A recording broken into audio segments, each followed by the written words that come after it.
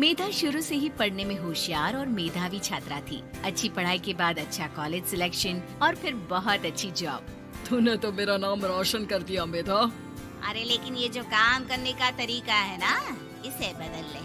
18 घंटे काम करेगी तो कल को बच्चा कैसे संभालेगी? तुम्हारी तरह पागल नहीं हूँ माँ, जो बच्चे और परिवार में फंस जाऊँ। मैं तो जिंदगी खुल कर जीऊंगी। सब कहने की बात होती है बेटा, अपने बच्चे का सुख हर कोई चाहता है। वक्त बीतता है और मेधा की शादी हो जाती है। शादी के कुछ सालों में ही मेधा एक सुंदर से बेटी की माँ बन जाती है। अरे यार, मेरी मैटरनिटी लीव खत्म हो रही है, क्या करे? माँ भी नहीं आ सकती, कैसे मैनेज करूँ? ऐसा करते हैं, इसके लिए एक केयर टेकर रख लेते हैं, वो देखा करेगी इसे।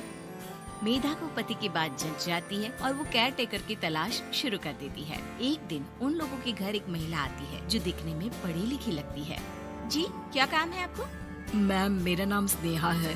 आपका ऐड देखा केयर टेकर का, क्या मैं आपके यहाँ काम कर सकती हूँ? हाँ, क्यों नहीं, लेकिन आप तो अच्छे घर की लगती हैं, फिर नौकरी क्यों?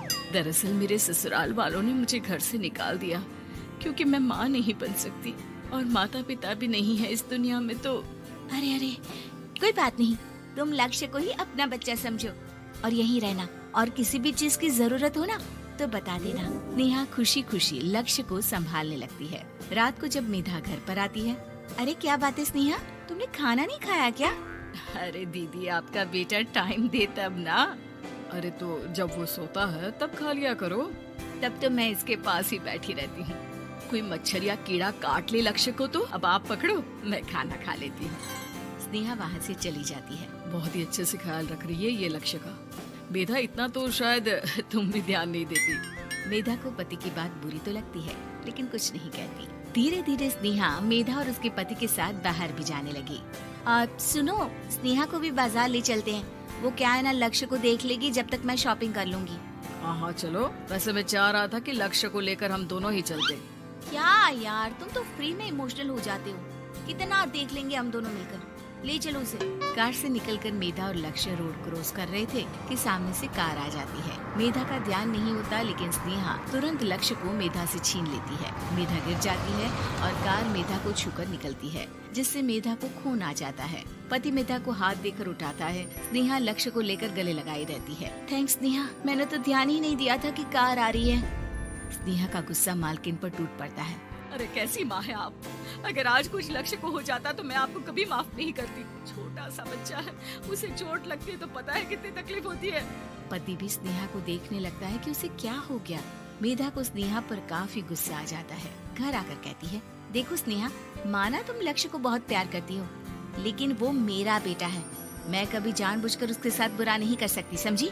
मुझे माफ कर दीजिए, मैं लक्ष्य को लेकर कुछ ज्यादा ही सेंसिटिव हो चुकी हूँ।